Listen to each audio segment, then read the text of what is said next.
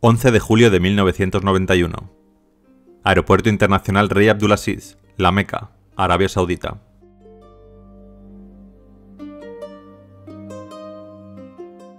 Son las 8 de la mañana en Jeddah, y aquí, un viejo DC-8 de la aerolínea canadiense Nationair, operando como vuelo 2120 de Nigeria Airways, está acomodando a los 247 pasajeros que llevará de vuelta a Nigeria. Todos los pasajeros son peregrinos africanos que han estado presentes en el ritual del Hajj, en la Meca. La peregrinación a la Meca es uno de los 5 pilares de la religión islámica que deben cumplir todos los adultos que sean física y económicamente capaces de emprender el viaje y de mantener a su familia durante su ausencia en el hogar.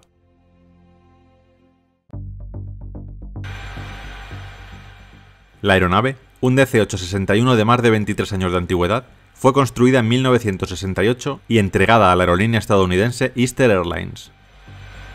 En 1972 pasó a Japan Airlines y finalmente en 1984 llegó a Nolis Air, empresa matriz a la que pertenecía Nationair.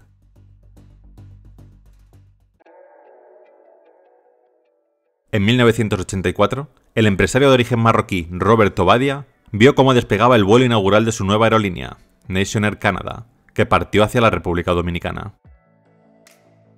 Con sede en Quebec y equipada con una flota de 2 viejos Douglas DC-8, la aerolínea prometió llenar los vacíos de la industria canadiense de vuelos charter creados por la desaparición de varias aerolíneas en la primera mitad de la década de los 80.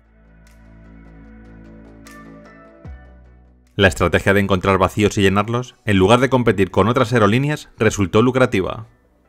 Solo 7 años después, en 1991, Nationair había ampliado su flota a 7 DC-8, 2 Boeing 757 y 4 Boeing 747. Y además, de 115 empleados, pasó a más de 1.400.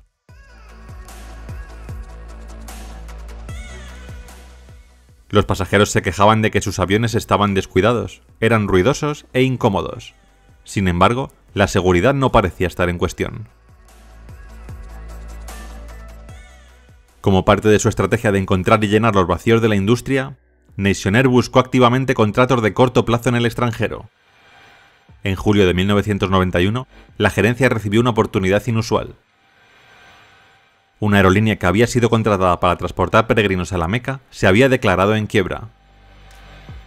La mayoría de las aerolíneas norteamericanas nunca habrían considerado esta oferta, pero Nationair no rehuyó esta oportunidad de negocio. De esta manera, varios de los pilotos y auxiliares de vuelo de la aerolínea cambiaron sus habituales destinos en el Caribe por vuelos a Arabia Saudita.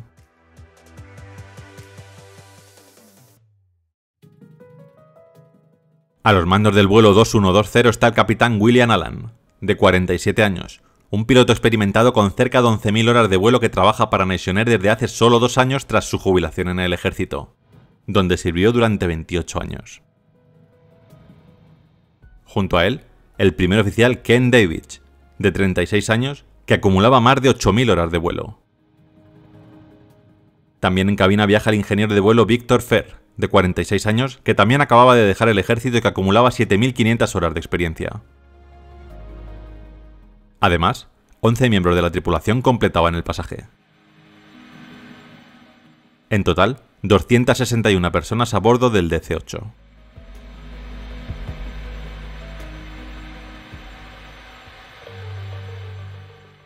Cuatro días antes, el 7 de julio, este avión estuvo en Ghana. Ese día, por un error del radar meteorológico del avión, el DC-8 sufrió un gran retraso en su salida, lo que fue aprovechado por varios técnicos de mantenimiento de la aerolínea para llevar a cabo una revisión denominada A y que se realiza cada 125 horas de vuelo.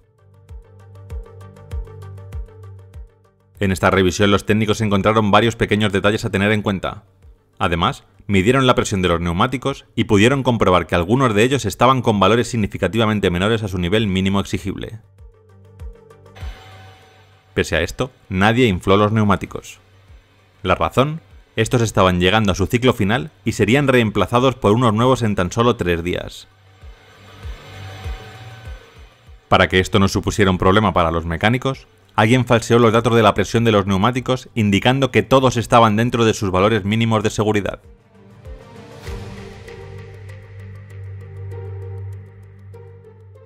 El 10 de julio, tras varios vuelos más, el avión llegó de nuevo a Accra, en Ghana, donde tenía previsto realizar una parada de mantenimiento de 4 horas para sustituir los neumáticos del tren de aterrizaje principal.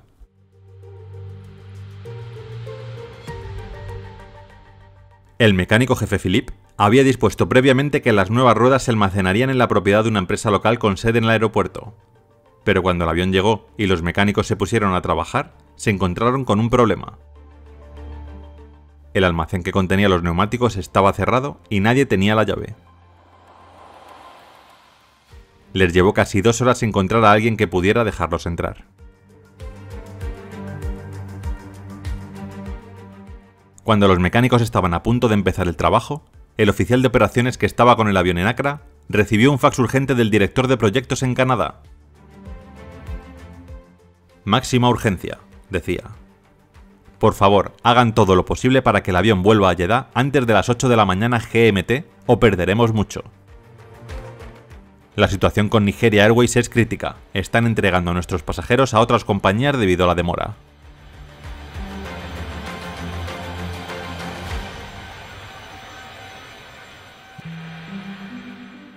El cambio de neumáticos se suspendió y el avión salió hacia Jeddah. De esta forma, llegamos hasta el día de hoy, 11 de julio de 1991. Con una hoja de servicio con la presión de los neumáticos falseada porque se iban a cambiar por unos nuevos. Neumáticos que nunca llegaron a instalarse.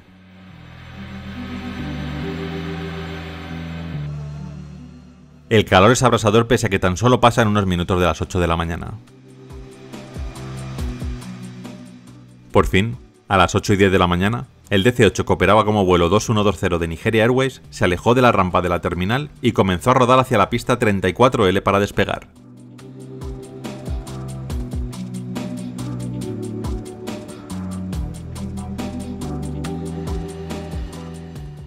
Un rodaje eterno sobre el asfalto abrasador les llevó hasta su pista asignada.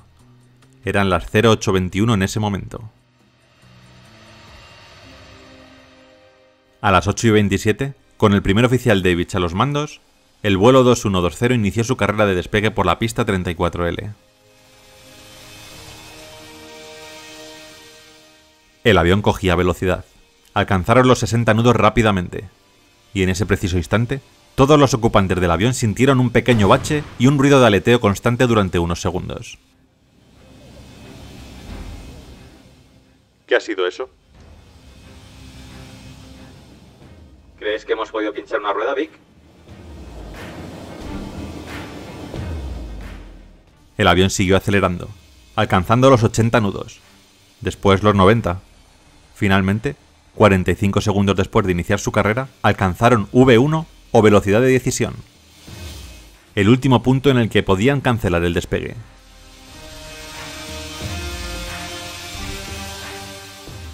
Pero pese a las vibraciones, nadie en cabina estaba preocupado y se elevaron en busca de su altitud de crucero.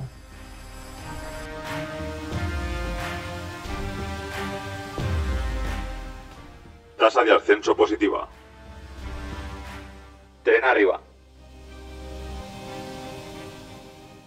El capitán Alan extendió su mano y empujó la palanca del tren de aterrizaje hacia arriba.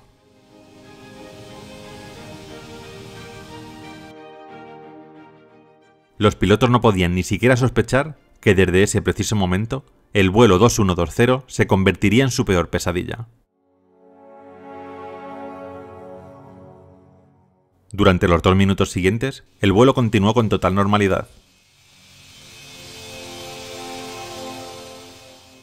Pero a medida que los pilotos configuraban el avión y se comunicaban con el control de tráfico aéreo, el fuego se descontroló en el interior del hueco de la rueda izquierda, consumiendo neumáticos, soportes y otros materiales combustibles.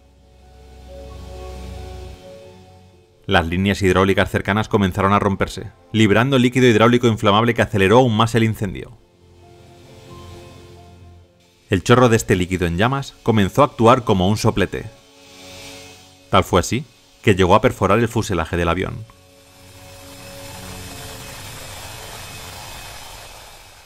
A las 8:30, sin percatarse todavía del incendio, el ingeniero de vuelo FER detectó algo que le llamó la atención. Tenemos 4 luces de baja presión. Quizá estemos perdiendo presurización. El capitán reaccionó rápidamente y tomó la radio para comunicarse con el controlador de Jeddah. Nationair 2120, nos gustaría nivelarnos a 2000 pies si no hay problema. Parece que tenemos un pequeño problema de presurización. Pero el destino no quería ponerles las cosas fáciles. Una extraña y rara coincidencia se produjo en esos momentos. El vuelo 2120 no era el único avión que informaba de un problema de presurización en ese preciso instante. También lo hacía el vuelo 738 de Saudi Arabian Airlines, que despegó 10 minutos antes que el vuelo 2120. Tenía exactamente el mismo problema y el controlador los confundió. De acuerdo. Como hemos hablado hace unos momentos, descienda a 3000 pies. Los pilotos del DC-8 se miraron extrañados. Estaban ascendiendo y no habían llegado a 2000 pies. El mensaje del controlador no parecía muy coherente. Entiendo que lo que quiere es que ascendamos y nivelemos a 3000.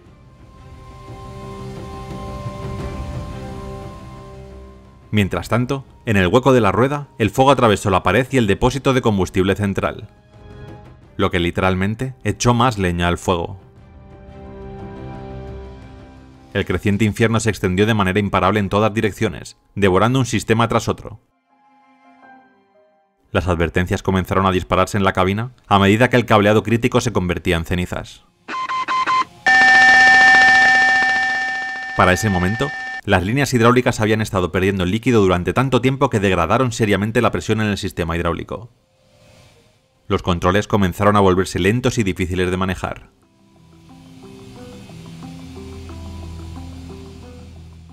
Estamos perdiendo nuestro sistema hidráulico, señor. Vamos a tener que regresar a Jeddah para aterrizar. Cancelamos ascenso 3000 y damos la vuelta. Por favor, indíqueme pista para un aterrizaje de emergencia. De acuerdo. Tienen la pista 16 disponible. No, señor. La 16 nos queda muy alejada. Necesitamos la 34. Le repito, estamos declarando una emergencia. El controlador seguía sin darse cuenta de que hablaba con el vuelo 2120 y no con el 738. La pista 16 era la correcta para el vuelo de Saudi Arabian, pero no para el DC-8 que estaba literalmente en la otra punta del aeropuerto.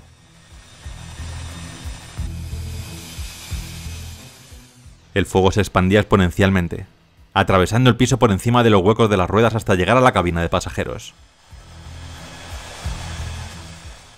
El horror que sobrevino a los pasajeros, en su mayoría campesinos del África rural que montaban por primera vez en un avión, es imaginable. Los pasajeros corrían por los pasillos para escapar de las llamas abrasadoras y el humo asfixiante. Solo para descubrir que con 261 personas apiñadas en el estrecho avión, no había ningún lugar en el que resguardarse. Detrás de una nube de humo cegadora, los pasajeros comenzaron a morir abrasados, amontonados entre las filas de asientos en llamas.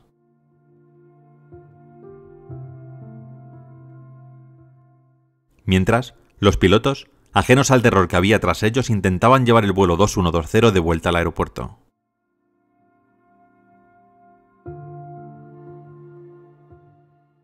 Según se acercaban, los grandes agujeros en el fuselaje inferior dejaban caer cuerpos totalmente calcinados sobre las zonas cercanas al aeropuerto. El avión se quemaba y se consumía por momentos. El controlador advirtió en su radar que el vuelo 2120 descendía y se acercaba al aeropuerto. Aún no se había dado cuenta de que era el vuelo con el que había estado hablando los últimos minutos. Les ordenó que ascendieran a 5000 pies. La tripulación no respondió y siguió maniobrando como podía para intentar aterrizar el avión en la pista 34.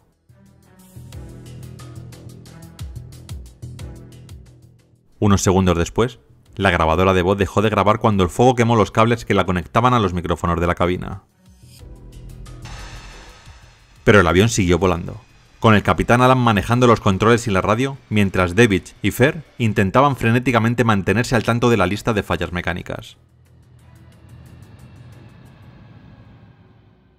La terrible lluvia de chalecos salvavidas chamuscados, cojines de asientos ennegrecidos y cuerpos carbonizados continuaba ahora sobre las calles de Jeddah. A las 8:37, el capitán anunció su intención de aterrizar. El avión continuó volando durante otro minuto más en un descenso desesperado hacia la pista 34L. Sus pilotos luchaban por aterrizar un avión consumido por el fuego lleno de pasajeros abrasados y moribundos. Nadie sabe qué dijeron e hicieron en esos últimos y terribles momentos. Pero aproximadamente a las 08:38, a solo 2,8 kilómetros de la pista, se les acabó el tiempo.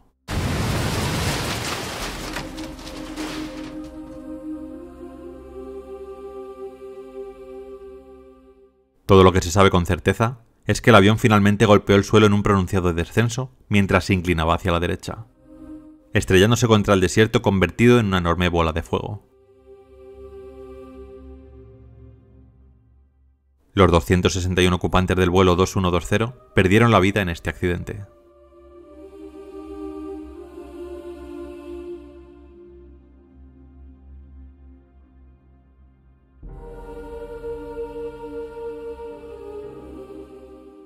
¿Qué había pasado?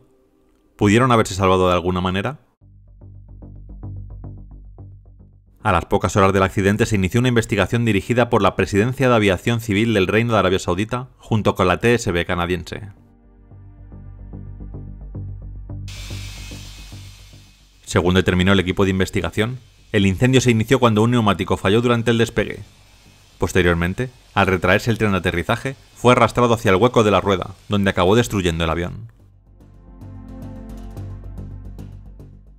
A partir de las pruebas forenses y las declaraciones de los testigos, quedó claro que el incendio prácticamente consumió el avión en pleno vuelo, lo que provocó fallos progresivos del sistema que culminaron con la pérdida de control de los pilotos sobre el cabeceo del avión. Aunque se especuló que la confusión del controlador aéreo retrasó el regreso del avión al aeropuerto, las pruebas no lo confirmaron y los investigadores finalmente concluyeron que el vuelo 2120 no habría aterrizado antes en ningún escenario concebible. Sin embargo, eso no significaba que el avión estuviera siempre condenado a estrellarse. Una de las preguntas centrales de la investigación giraba en torno a la actuación de la tripulación. En concreto, ¿por qué no rechazaron el despegue cuando se dieron cuenta de que se había roto un neumático? Resultó que Nationair solo entrenó a sus pilotos para que rechazaran el despegue en uno de estos tres escenarios: una falla del motor, un incendio en el motor o una falla eléctrica total. Se podría haber esperado que los pilotos abortaran el despegue en otros casos, pero a excepción de estos tres, la decisión de detenerse o continuar dependía únicamente del capitán. Pero el capitán Allen no había recibido ninguna capacitación relacionada con fallas de neumáticos, ni probablemente creía que un neumático reventado fuera un problema grave. La sabiduría de la industria sostenía que era mejor despegar con un neumático reventado que intentar detenerse, especialmente a alta velocidad.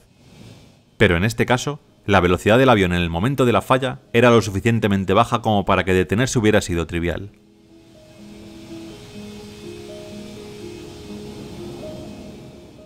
Incluso después de que el vuelo 2120 despegara, el desastre podría haberse evitado si la tripulación hubiera dejado el tren de aterrizaje abajo en lugar de retraerlo.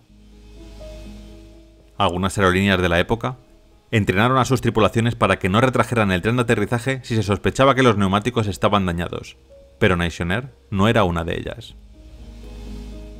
La aerolínea no había proporcionado ninguna orientación específica para los pilotos en caso de que fallara un neumático durante el despegue. Lamentablemente, una vez que retrajeron el tren de aterrizaje, la tripulación no tuvo muchos recursos. El Douglas DC-8 fue diseñado en la década de 1950 y sus sistemas de detección de incendios eran extremadamente primitivos. No tenían detectores de humo, ni fuego o calor en los huecos de las ruedas, el tren de aterrizaje o la cabina, ni tampoco había ningún medio para combatir el fuego aparte de unos pocos extintores portátiles.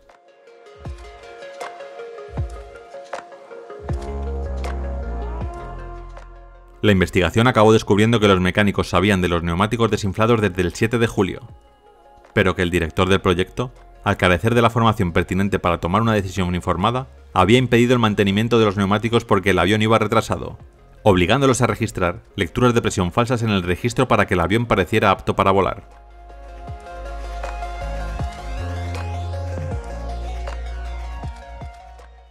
En 1997, Robert Obadia, propietario de Nationer Canadá y su empresa matriz Nolisher, se declaró culpable de 8 cargos de fraude en relación con las actividades de la empresa.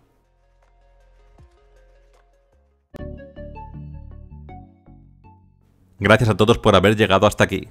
Antes de despedirme, quería dar las gracias a los nuevos miembros del canal. Netzel, Marian Vargas Isa, JHA, Daniel Alejandro Contreras, Alejandra Nieves, Francisco Rocha, Fernando Izquierdo, Daniel Zapa, Curiosidades, Lady Pamela Andrade y Ángel Ramírez. Bienvenidos.